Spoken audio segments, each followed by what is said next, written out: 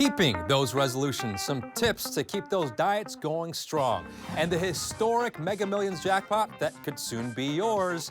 You are watching The Rundown. I'm Agent Arambulo in for Robin Winston. The start of a new year is like pressing the reset button for a lot of people, and one of the most common New Year's resolutions is losing weight. So we are getting advice from a dietitian to help you stick to your goal, and the first tip is to take baby steps.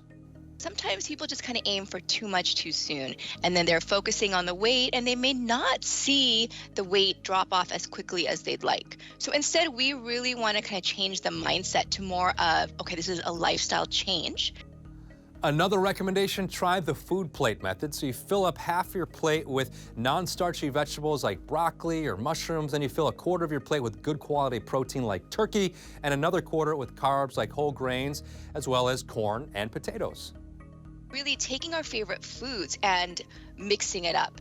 Really, I like to call it healthify it. Let's suppose, I don't know, you like eating pasta, right? How can I get more veggies into my pasta, right? Let me add some mushrooms and more tomatoes, maybe some bell peppers into the sauce. Instead of having refined white flour pasta, there's now bean pasta and lentil pasta, like better quality pastas, whole grains that we can use instead. Something else to remember, whether it's the baby food diet or the lemonade diet, experts say fad diets do not work long term because we get deprived of our favorite foods and then return to our old habits. And instead of putting so much pressure on yourself like checking your weight every day, use different measurements to stay motivated, like waist circumference, or check out your blood sugar levels. Moderate exercise, by the way, like brisk walking for 20 minutes a day, can help you get started with your goal. Sleeping 7 to 9 hours a day, also important to stick to your goal, and you can get more tips at NBCLA.com. The holiday travel season capping off January 2nd with about 200,000 people passing through LAX. When it comes to delays and cancellations, there was a huge improvement Monday from what we saw last week during the peak periods of the travel season. The winter storm delayed and canceled thousands of flights in addition to that Southwest Airlines meltdown. AAA estimates that more than 110 million Americans traveled this winter holiday season. There is a new COVID variant sweeping across the country. Health experts say XBB 1.5 now accounts for more than 40% of COVID cases. Now, there's still a lot that we don't know about this latest subvariant.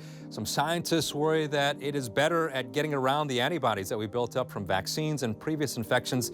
At this point, doctors say there is no indication that it causes more severe illness than any other Omicron variant.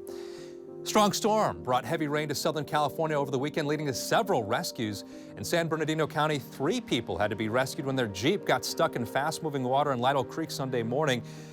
Crews tied ropes around a woman to get her and others to safety on the other side of the bank. They were cold and wet, but otherwise not hurt. And in Orange County, 2 cars got stuck in floodwaters on the 4th Street off-ramp of the 55 freeway in Tustin. This happened late Saturday night.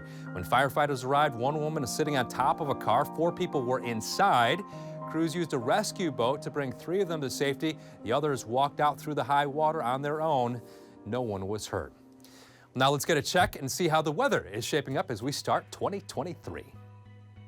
I'm meteorologist Stephanie Emma. We're checking out what's happening as we continue on this Monday. Plenty of clouds continue to filter right on in. We start to introduce rain chances, especially late this afternoon, isolated to scattered over the area, and then we will see it increase in coverage as we head into late tonight, especially through the overnight hours as we have a cold front sweeping its way across the area. And notice it's going to be a very cold one in Big Bear. Snow levels are down, so therefore you'll be seeing some snow showers there here late tonight and lingering as we head into tomorrow morning. So what can we expect? We can expect increasing rain and snow showers later on tonight, especially overnight into tomorrow morning. Additional 1/4 to 1/2 of an inch will be possible, and snow levels will be down to 5,000 and 6,000 feet. Make sure to bundle up. Have a great day.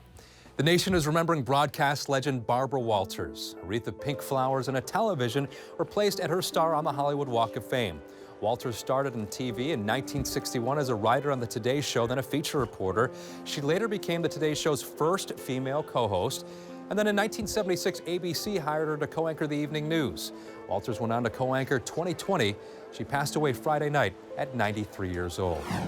Thousands of people are lining up in Vatican City to pay their respects to Pope Benedict. The former pope passed away over the weekend. He was 95. His funeral will take place early Thursday morning and will be led by Pope Francis at St. Peter's Square. And in Brazil, thousands of sports fans are paying tribute to soccer legend Pelé. The three-time World Cup winner is lying in state for 24 hours. Tuesday, his casket is being carried through the streets of Santos to the home of his 100-year-old mother. Pelé will be buried in a private ceremony with only his family present. Actor Jeremy Renner is in the hospital after an accident while plowing snow in Reno, Nevada.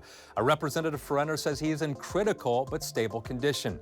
Deputies say that accident happened Sunday morning, that Renner was the only person involved. The Associated Press reports that Renner has a home in Nevada, but it's unclear if that's where he was injured. Renner is known for his role as Hawkeye in Marvel's Avengers films and TV series. And it's a growing problem for some Westwood businesses. The owner of an ice cream shop there spent Sunday cleaning up after his store was vandalized over the weekend. Now, the owner believes this happened somewhere between 2 and 7 Sunday morning. About 5 of the 7 large windows there were destroyed during the incident. He says that he's not sure why anyone would want to do this to this store specifically, but he also says this is not the first shop to be targeted in this building. The guy 2 doors down had the same thing happen to him. And then the guy upstairs had a burning and a window broken recently. So yes, things in the last year, everyone has had a problem. It's just aggravating and just you feel a little bit violated. Now, the owner told us there is a camera surveillance system in the building, though it does not work. It was LA versus LA at SoFi. The playoff-bound Chargers delivered an electrifying performance against the Rams in their New Year's Day matchup. The Chargers rolled to a 31-10 victory over the Rams, winning their 4th game in a row. They are now the 5th seed in the conference and will close out the regular season Sunday in Denver. Meanwhile, the Rams fall to 5-11, the most losses ever for a defending Super Bowl champ. They'll finish their season in Seattle.